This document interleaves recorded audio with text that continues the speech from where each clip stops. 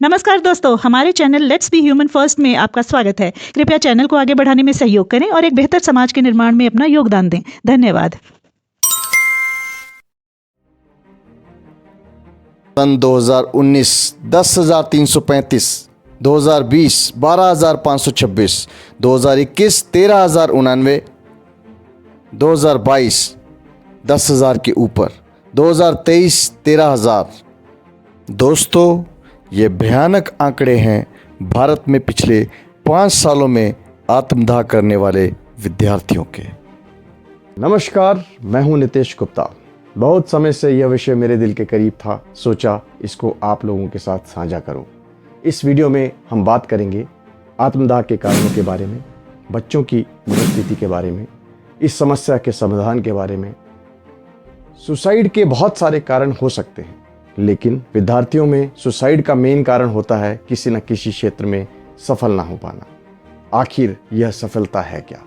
पढ़ाई में अच्छा प्रदर्शन, एक hi fi career, social status, पैसा या कोई रिकॉग्निशन? हर किसी के लिए सफलता के मापदंड अलग अलग होते हैं, किंतु एक चीज़ सब में कॉमन होती है, वो है सुकून, शांति, आनंद, जो सबको चाहिए। बहुत सारे ऐसे लोग होते हैं जो जीवन में सब कुछ हासिल करने के बाद भी सुकून की तलाश में रहते हैं। तो क्या इसे एक सफल जीवन माना जाए? नहीं। Practically peace is the new definition of success, bliss is the new definition of success. अब बात करते हैं आत्मदाह के कारणों के बारे में। Reasons for suicide, lack of awareness. India is a highly populated country. दुखद बात यह है कि यहाँ पर कुछ गिने चुने करियर ऑप्शंस को ही कंसिडर किया जाता है। इसके परिणाम स्वरूप कुछ करियर्स में एंट्री के लिए तो बहुत ही हाई कंपटीशन है, और कुछ ऐसे करियर भी होते हैं जिन्हें कंसिडर तक नहीं किया जाता। जिन करियर्स में पैसे के साथ साथ रिकॉग्निशन भी मिलता है, हर किसी को उन्हीं करियर में जाना होता है। बहुत ही लिमिटेड सीट्स और कॉम्पीट करने वाले बच्चे बहुत ज़्यादा। ऐसे में सफल होना रुई के ढेर में से सुई निकालने के बराबर होता है।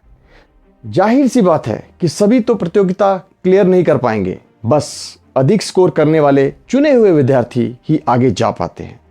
पेरेंटल प्रेशर, पढ़ाई को लेकर माता पिता एक परिवार के द्वारा बनाए जाने वाले दबाव का एक बहुत ही बड़ा कारण हो सकते हैं।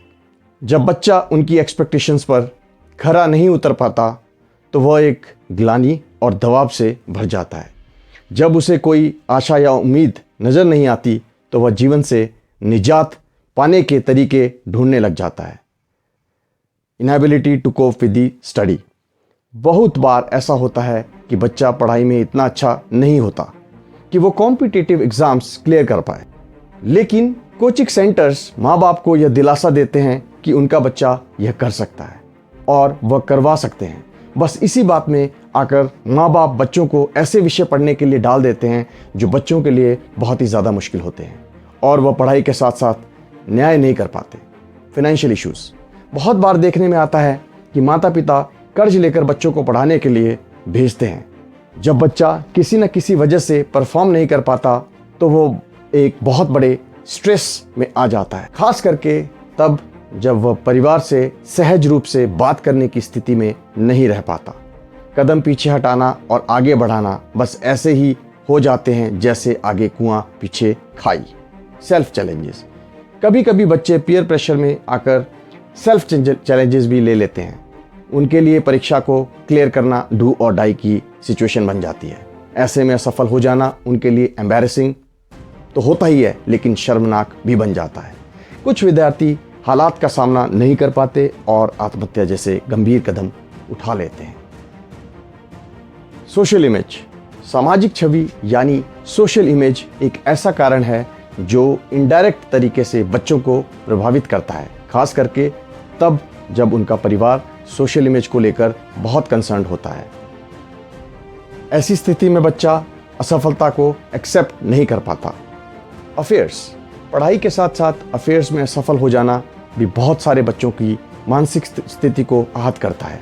कभी कभी वह इतने आहत हो जाते हैं कि उन्हें कहीं से कोई रास्ता नजर नहीं आता और वह सुसाइड जैसा कदम उठा लेते हैं। Bias treatment at the coaching centre, देखने में यह भी आया है कि कोचिंग सेंटर्स पर बच्चों के साथ भेदभाव किया जाता है। जो बच्चे बहुत अच्छा परफॉर्म करते हैं उन्हें अलग बैचेस में रखा जाता है और जो एवरेज रह जाते हैं उन्हें अलग बैच में रखा जाता है।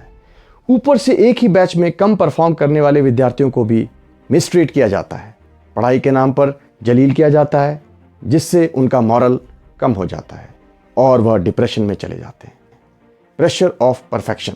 परिवार, समाज, अध्यापक और कोचिंग सेंटर जब बच्चों से परफेक्शन की उम्मीद करने लग जाते हैं तो उन पर मानसिक दबाव पड़ने लगता है और अवसाद की एक वजह बन जाता है। Failure in exams. परीक्षा में असफल हो जाना आत्मदाह के सबसे मुख्य कारणों में से एक है। क्या होती होगी मानसिक स्थिति ऐसे विद्यार्थियों की जो परीक्षा में असफल हो जाएं और सुसाइड की ओर कदम बढ़ा लें। हमारे बच्चों की मानसिकता को उजागर करती चलिए कुछ पंक्तियां सुनते हैं। मैंने बहुत सोचा, बस सोचा ही सोचा। मुझे कहीं से वो आवाज़, वो विचार न मिला जो कह दे कि जीवन से बढ़कर कुछ भी नहीं। वो आवाज़ जो कह दे कि परीक्षा में असफल होने का मतलब मृत्यु कतई नहीं है। वो आवाज़ जो जोर जोर से कहे कि हमें तुमसे प्यारा और कुछ भी नहीं। वो आवाज़ जो कहे कि शिक्षा और मृत्यु का कोई संबंध नहीं है। वो आवाज़ जो कह दे मैं हूं ना। अंधेरों को चीरती हुई एक बूंद रोशनी, बस इतना ही तो चाहिए था। नहीं मिल पाया माँ, मैं थक गया पापा। 2 शब्द प्रोत्साहन, मुट्ठी भर प्रेम, ज़रा सी उम्मीद, बस ज़रा सी उम्मीद। नहीं मिल पाए, नहीं मिल पाए।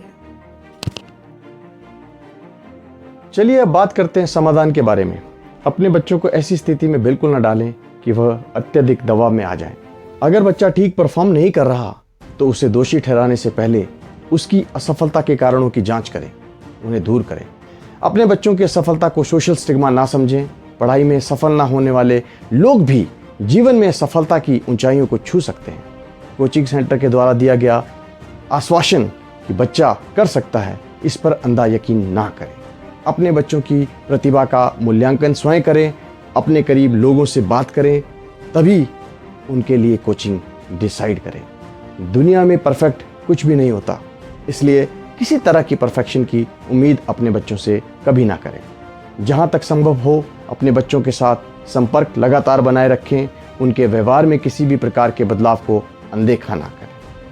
अगर सिर्फ भारत में कोटा के आंकड़े देखे जाएं तो 2015 में 18, 2016 में 17, 2017 में 7, 2018 में 20, 2022 में 15।